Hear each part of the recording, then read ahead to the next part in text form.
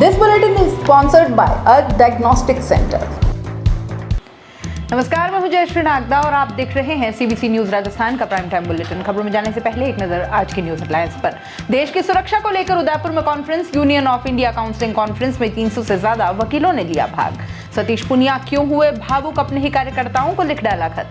जैसलमेर में मटकी बनी दलितों की जान की दुश्मन, जाति है कि जाति ही नहीं, एक मटकी ले रही दलितों के प्राण।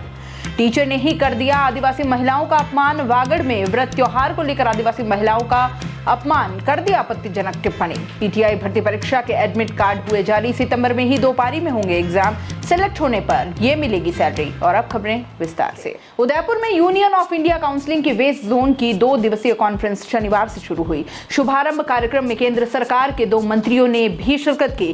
कई राज्यों से आए 300 से ज्यादा अधिवक्ताओं ने भाग लिया। विधि मंत्री किरण रिजिजू, विधि राज्य मंत्री एसपीएस बघेल, सुप्रीम कोर्ट जज अजय रस्तोगी भी कॉन्फ्रेंस में मौजूद रहे। राष्ट्रीय सुरक्षा के मुद्दे के साथ कानून से जुड़े मसलों पर इसमें मंथन हो रहा है। कानून मंत्री किरण रिजिजू ने कहा कि इमर्जिंग लीगल इश्यूज पर कहा कि देश में अदालतें डिजिटलाइज किए जाने पर जोर दिया जा रहा है। देश में सभी हाई कोर्ट में additional solicitor general of India लगाए जाएंगे ताकि भारत सरकार के मामलों की प्रभावी पैरवी हो सके। उन्होंने कहा कि जहां जहां ये पद खाली हैं वहां जल्द ही ये पद भरे जाएंगे। हाई कोर्ट और लोअर कोर्ट का आधारभूत सुविधाएं बढ़ाने के लिए सरकार प्रभावी कदम लगातार उठा रही है। यह न्यायिक सिस्टम को रीलुक करने का समय आ गया है। उन्होंने कॉलेजियम सिस्टम पर सवाल खड़े करते हुए कहा कि इस पर विचार अब करने की जरूरत है, इससे नियुक्तियां जल्द से हो सके। कानून मंत्री ने कहा कि भारत की न्यायपालिका स्वतंत्र है, लेकिन सोशल मीडिया में न्यायपालिका की छवि पर विपरीत और गलत टिप्पणी करने वालों के खिलाफ कार्रवाई हो। इस मुद्दे पर सुप्रीम कोर्ट के सीजे ने भी चिंता जताई है। कार्यक्रम में सबसे पहले उपराष्ट्रपति जगदीप धनखड़ और प्रधानमंत्री के संदेश भी पढ़कर सुनाए गए। उद्घाटन सत्र के बाद आज 2 तकनीकी सत्र का आयोजन हुआ। सुप्रीम कोर्ट के जज अजय रस्तोगी ने कहा कि अदालतें खोलने की बजाय मौजूदा अदालतों को पर्याप्त संसाधन उपलब्ध करवाए जाए। नए मजिस्ट्रेट को बेहतर ट्रेनिंग की जरूरत है जिससे वो और अच्छा काम कर सके। तकनीकी रूप से सशक्त करने की आवश्यकता पर बल दिया जाना चाहिए। जस्टिस रस्तोगी ने कहा कि देश में कानूनों पर अपडेट होने पर जोर दिया जाना चाहिए। सुप्रीम कोर्ट जज जस्टिस अजय रस्तोगी ने कहा कि लीगल प्रोफेशन एक पायस वर्क है। युवा वकीलों को खूब पढ़ाई, मेहनत और तकनीक का इस्तेमाल करना चाहिए। Cyber crime, white collar crime और बेईमानी संपत्ति के मामले बढ़ रहे हैं। ये नए तरीके के अपराध हैं। कार्यक्रम में राजस्थान हाई कोर्ट के acting CJ MM Srivastava, Gujarat high court के CJ Arvind Kumar, solicitor general of India Tushar Mehta भी मौजूद रहे। क्या सोचना कि क्या खोया क्या पाया। चिंतन तो आभार का आता है, अभिव्यक्ति तो अभिभूति की होती है। तो जो प्रथम उद्गार होगा, अभिव्यक्ति होगी, वह कृतज्ञता की होगी। सबकी ही संगठन के प्रति, दल के प्रति, जन के प्रति, गण के प्रति, विचारधारा और आदर्शों के प्रति, वरिष्ठ जनों, कार्यकर्ताओं, सहयोगियों, सबके प्रति। ये शब्द है भारतीय जनता पार्टी के प्रदेशाध्यक्ष सतीश पुनिया के। ये शब्द महज शब्द नहीं कहे जा सकते। 3 साल पूरा करने पर सतीश पुनिया के मन से ये बातें निकली हैं। सतीश पुनिया का ये पैगाम है जो उन्होंने बड़े ही भावुक अंदाज में अपने चाहने वालों के नाम दिया है। दरअसल सतीश पुनिया 3 साल के बतौर प्रदेशाध्यक्ष अपने कार्यकाल पूरा होने पर अपने कार्यकर्ताओं को एक खत लिखा है। 4 पन्नों के अपने खत में सतीश पुनिया ने कार्यकाल के दौरान आए तमाम उतार चढ़ाव से लेकर उपलब्धियों का बखूबी बखान किया है। हालांकि अच्छी बात यह है कि इस खत में पुनिया ने पिछले चुनावों में मिली हार को भी स्वीकार किया है। मसलन हाल ही में हुए राज्यसभा चुनाव, नगर निकाय और पंचायत समिति चुनाव। पुनिया ने कहा कि मैं मानता हूं कि उपचुनाव में हमारी कुछ रणनीतिक कमजोरी रही और कांग्रेस को बोलने का मौका मिल गया, लेकिन इसकी भरपाई जिला परिषद में बहुमत हासिल करके हमने पूरी कर ली और पहली बार किसी विपक्षी पार्टी को ऐतिहासिक कामयाबी या बढ़त मिली है। कामयाबी और नाकामी जिंदगी और दुनिया के सच हैं।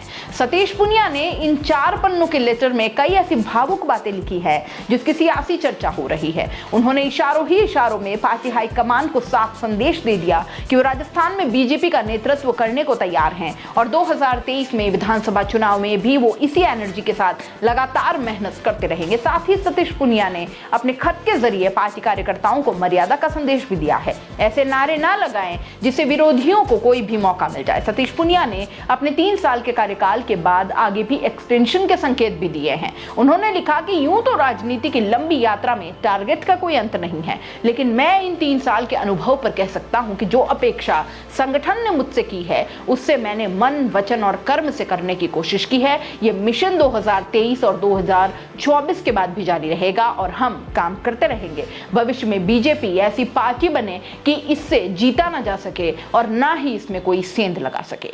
दुनिया बनाने वाले ने जन्म देने में कोई फर्क नहीं किया, सूरज रोशनी में फर्क नहीं करता, प्रकृति भी देने में कोई फर्क नहीं करती। किसान ये सोचकर अन्न नहीं उगाता कि इसे कोई सवर्ण खाएगा या दलित, अमीर खाएगा या गरीब। जाति का ग्रहण न जाने लोगों को जीने भी देगा या नहीं। ये जाति है कि जाति ही नहीं। पहले भी इसी जाति के चक्कर में जालौर और अब जैसलमेर में दलित युवा के साथ जातिगत भेदभाव के तहत हमले की खबर आई रही है। उसकी गलती इतनी थी कि उसने दुकान के बाहर रखी मटकी से पानी पी लिया था, जिसके बाद एक समूह ने दलित व्यक्ति को बुरी तरह से पीट डाला। इतना ही नहीं, आरोपियों ने जाति सूचक शब्दों से प्रताड़ित करते हुए उसे जान से मारने के उद्देश्य से हवाई फायर तक कर डाला। युवक का इलाज जारी है। मामले की तफ्तीश पुलिस द्वारा की जा रही है। पुलिस अधीक्षक भंवर सिंह नाथावत ने बताया कि मामले में कोर्ट की रिपोर्ट पर पुलिस ने SC/ST एक्ट के तहत मामला दर्ज किया है। पीड़ित चतुराराम का कहना है कि बाइक पर अपनी पत्नी के साथ वो जा रहा था और इस दौरान गांव में सामान लेने के लिए एक दुकान पर रुका। वहां पर बाहर रखी मटकी से उसने पानी पी लिया तो पास में खड़े जितेंद्र सिंह, चतुर सिंह, विक्रम सिंह, देवी सिंह ने जाति सूचक शब्दों से अपमानित किया और उस पर हमला बोल दिया। इससे पहले झालोर में दलित छात्र को भी इसी तरह जातिवाद का दंश झेलते हुए इंद्र मेघवाल को अपने जीवन से हाथ धोना पड़ा था। यहाँ शिक्षक ने उसे बेरहमी से पीट डाला और कसूर सिर्फ इतना बताया जा रहा था कि उसने भी शिक्षक की मटकी से पानी पी लिया था। ये जातिवादी मानसिकता ने उसकी जान ले ली थी। MCRB के आंकड़ों की अगर बात करें तो साल 2020 में हर 10 मिनट में कोई न कोई अनुसूचित जाति का व्यक्ति किसी न किसी अपराध का सामना कर रहा था। साल 2020 में अनुसूचित जाति के साथ हो रहे अपराध के 50,291 मामले दर्ज किए गए हैं। ये स्थिति की भयावहता बताने के लिए काफी है। राजस्थान में भी जातिगत हिंसा के मामले लगातार बढ़ रहे हैं। हालांकि सबसे पहले नंबर पर उत्तर प्रदेश है और दूसरे नंबर पर बिहार है।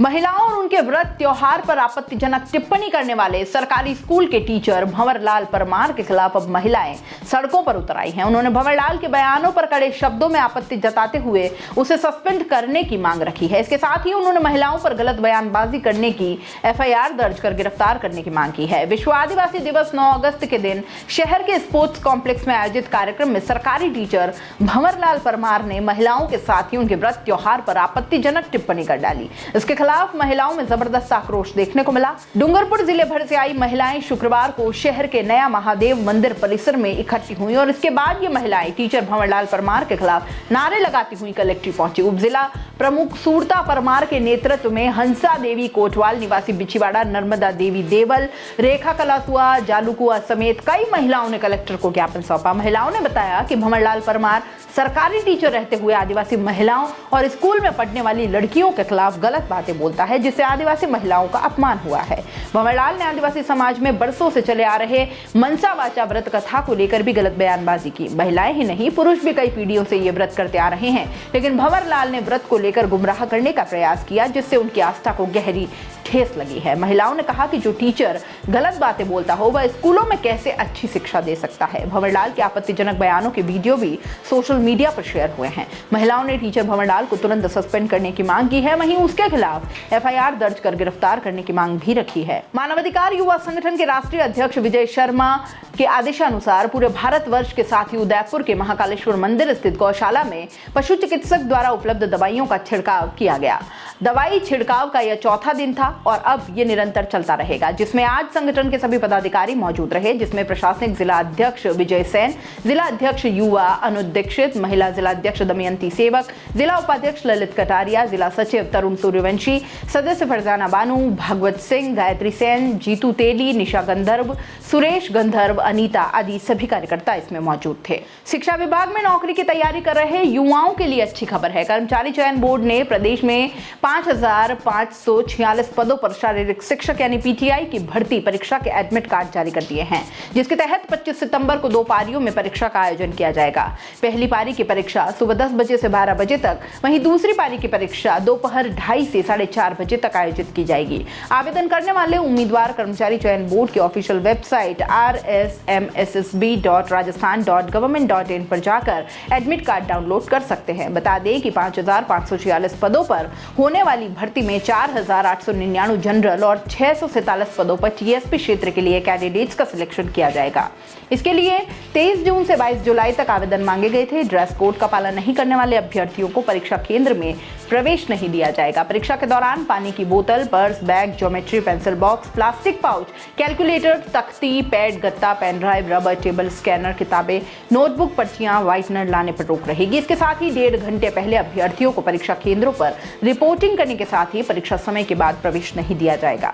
राजस्थान सरकार द्वारा लागू 7वें वेतनमान के अनुसार पीटीआई को पे मैट्रिक्स लेवल 10 के आधार पर सैलरी दी जाएगी। हालांकि प्रोबेशन पीरियड के दौरान सरकार की गाइडलाइन के अनुसार सैलरी दी जाएगी। ग्रेड 3 के 5,126 प्लस 420 पदों पर भर्ती अब तक की सबसे बड़ी भर्ती बताई जा रही है। इससे पहले वर्ष 2018 में वसुंधरा राजे सरकार ने एक साथ 4,500 पदों पर ग्रेड 3 के पीटीआई की भर्ती की थी। ऐसे में शिक्षा विभाग द्वारा इस बार 5,000 से ज्यादा पीटीआई की भर्ती पहली बार होने का दावा किया जा रहा है। दरअसल पिछले 2 सालों में राजस्थान के सरकारी स्कूलों में लगभग 5 लाख से ज्यादा नए नामांकन हुए हैं और इसके बाद शिक्षा विभाग ने स्टाफिंग पैटर्न लागू कर हर स्कूल में शिक्षकों के नए पद बनाए हैं। हर स्कूल में छात्रों की संख्या के आधार पर शिक्षकों को लगाया जाएगा। स्टाफिंग पैटर्न के बाद सबसे ज्यादा फायदा शारीरिक शिक्षकों को होगा। पहले जहां स्कूलों में 120 विद्यार्थियों पर एक शारीरिक शिक्षक की नियुक्ति होती थी, वहीं नए स्टाफिंग पैटर्न के बाद 105 विद्यार्थियों पर एक शारीरिक शिक्षक की नियुक्ति की जाएगी। प्राइम टाइम बुलेटिन में इतना ही। दीजिए इजाजत। नमस्कार। This bulletin is sponsored by a diagnostic center. दोस्तों, सीबीसी न्यूज आपके सहयोग से लगातार बढ़ता जा रहा है। स्वतंत्र पत्रकारिता का सहयोग करने के लिए आपका धन्यवाद। सबसे पहले तो जिन लोगों ने हमारे चैनल को सब्सक्राइब नहीं किया है तो पहले सब्सक्राइब करें, जिसका कोई शुल्क नहीं लगता और बड़ा आसान है। बस नीचे दिख रहे लाल सब्सक्राइब के बटन को दबाना है और पास में दिख रहे बेल आइकन को भी दबाना है ताकि आपको अपने सीबीसी न्यूज के हर अपडेट्स मिल सके। हमारे इंस्टाग्राम पेज और फेसबुक पेज को भी लाइक करें, फॉलो करें। वहां पर भी आपको मिलती है तरह तरह के अपडेट्स। हम पूरे राजस्थान से आपके लिए लाते हैं वो खास खबरें जो आपके लिए जरूरी है और वो भी पूरी बेबाकी के साथ।